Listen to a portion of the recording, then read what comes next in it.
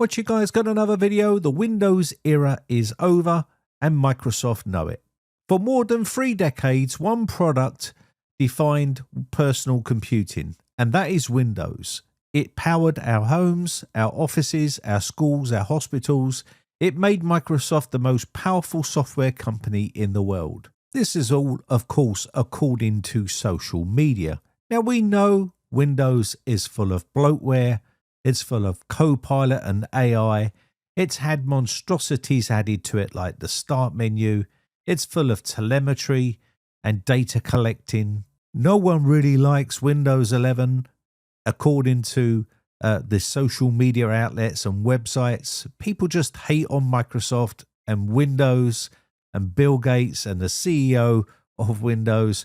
It's full of adverts everywhere. And this is the real big issue with Windows 11. A lot of people just don't like it. There was issues with Copilot when it started getting embedded into all of the applications, and people were complaining about Copilot being injected into every application in the operating system and running in the background, and people just didn't want it.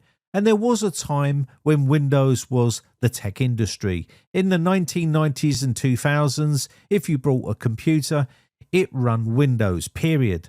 Every hardware manufacturer depended on it, every developer built for it, and every business standardized around it. Microsoft didn't just compete, it controlled the platform. But according to some people, some platforms don't last forever. And there's other offerings available to people which are ready to take over the Windows empire. And I just can't see that happening just yet. Microsoft have had a turmoil a few years with Windows 11, botched Windows updates, constantly being released to the general public and messing up their computer. We've had to do fresh installs. We've had black screens of death. We've had error codes popping up. We've had applications crashing. We've had the system crashing. We've had all sorts of stuff.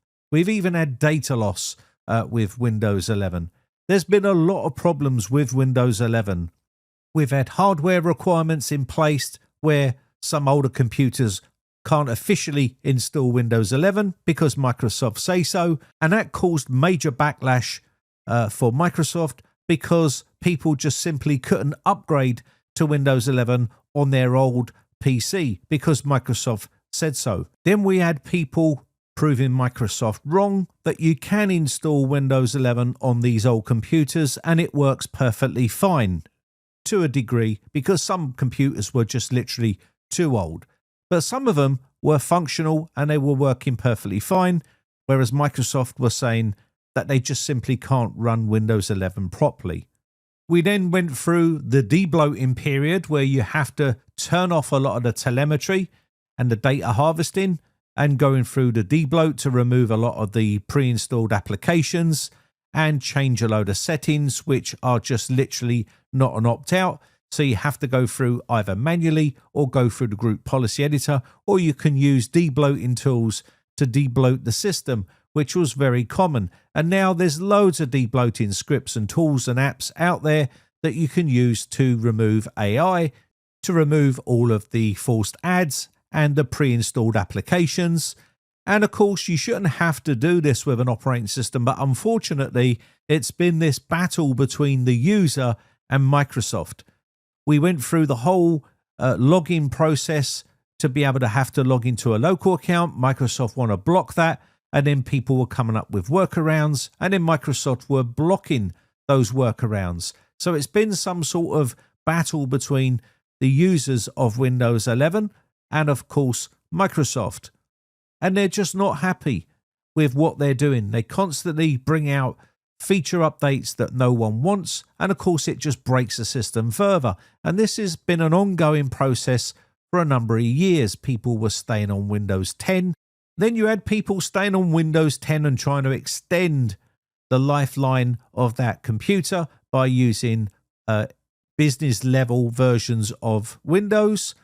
And of course, that's what's been happening over the years.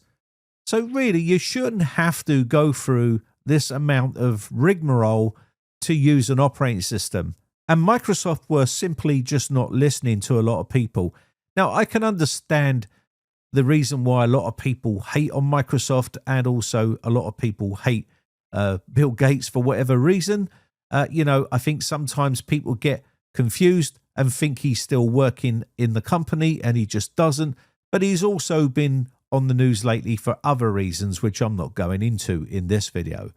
But there's lots of reasons why people just hate on Windows itself. I think sometimes people get confused when they go on YouTube and they see channels that are talking about the downfall of Windows. And these channels are predominantly Linux users that are just putting the hurt on Microsoft to try and get interest onto Linux. Then we had the whole recall problem, where this caused major concern with privacy and also your data being snapshotted, whether it'll be your browsing history being sent back to Microsoft. And of course, they pulled the plug on it temporarily until they did some more work on it. And now, obviously, the data is stored locally, but you still need a Copilot Plus PC for this to even work. Although on social media, they blew this up out of proportion and saying that it's running all the time in the background, even on a normal PC, harvesting all your information and sending it back to Microsoft, which caused a massive frenzy. But if we look at the stat counter right here, this is what I was telling you over a year ago, that eventually Windows 10 will die off. People will be forced to either buy a new computer, or they will find a way to upgrade their system if it's compatible. And you can see Windows 11 now has 72.78% of the market share, whereas Windows 10 has dropped down to 26.27%. The other versions of Windows are dropping off as well, and no one is hardly using them at all. And rightly so, because they're not safe to use. So is Windows 11 dying? It's actually growing rapidly, as you would expect, because everyone is so used to Windows and they use it on a daily basis that it's not suddenly going to just die off and people are going to stop using it. People are going to try Linux and they're going to end up going back to Windows, a majority of them, because they just can't get on with it. Now, some people will be able to stay on Linux and use it, and that's okay. But Windows is not going anywhere anytime soon. And Windows 10 will be one of those operating systems that will linger around and stay there for a while, but eventually it will die off, just like all the other operating systems. So you can see right here, Linux has now a market share of 2.88%, which means it's dropping. And that's because it's always done that. It goes up and down all the time. People try it out and then they go back to Windows. And yes, some people will stay on Linux, but that's a small portion. And then you'll get videos showing up online saying some large organizations and governments are now exploring Linux, or beginning to move parts of their infrastructure away from Microsoft Windows towards Linux and other open source platforms. But you have to remember, it's not a mass exodus of major companies ditching Windows for Linux across the board. It's just not happening. These are just clickbait videos that are trying to make it sound like Linux is now killing off Windows. Denmark's Ministry of Defence Affairs is planning a gradual transition from Windows and Office to Linux and LibreOffice. And in the past, in Europe, you've had Munich's Linux project, and it showed governments that they can move desktops to Linux. But this is a small fraction of people. And another thing people forget is Microsoft never really makes a lot of money from Windows. It makes a lot of its money through cloud computing, through Microsoft Azure and its enterprise services and other subscription companies like Microsoft 365 and AI infrastructure. And if you look at Microsoft's 40-year stock price history, it's pretty staggering. It really is. And yet people were talking about the decline in the stock market for Microsoft. But companies go up and down in the stock market all the time. It's nothing unusual. And people will blow this out of proportion and make it sound like it's a major crash. but they're already at a staggeringly high figure. And you can see it right here at some of the drops in the past. And yes, Windows 11 has probably not been taken as well as Microsoft wanted, but also you can see the year high of 539.8250, and yet this year 2026, which is still early, is at 482.3690, and yes, that is a minus of 18%, but that can go back up with, you know, a blink of an eye, as it has done in the past. It's been dropped down to 28%. It even dropped 40% at one point. So it does go up and down. So is Microsoft and Windows done for, and is Linux going to take over from Windows? Of course it's not. Windows and Microsoft is worth 2.92 trillion US dollars. That is a staggering amount of money.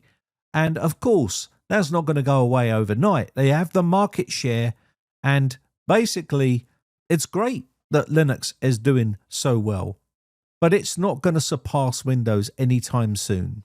And remember, the people are transitioning over to Linux is so small that it doesn't even make a dent in what Windows has. People just forget how big Windows is, and people just don't like change. And like I told you before, that eventually that graph will change when Windows 10 reaches end of life, and it will just keep dropping, and it will plummet and plummet until Windows 11 takes over. People complain, but they will comply eventually and continue to use Windows because that's all they know. And yes, I'm pretty sure you're going to get people that have already transitioned over to Linux and they're not looking back and they're happy with Linux, and good for you. And I mean that, really. It's not trolling. At the end of the day, it's good that you found something to use on your old computer, but most people can't use old computers like that when they've got workloads like I have every day. I cannot use a 15-year-old PC, and a lot of other people can't either. And eventually some people will just go out and buy a new computer. So remember, don't believe everything you read or watch on YouTube. My name has been Brian from briteccomputers.co.uk. Check out our new Discord link in the video description, and I shall see you over there, or I'll catch you in the next video. Bye for now.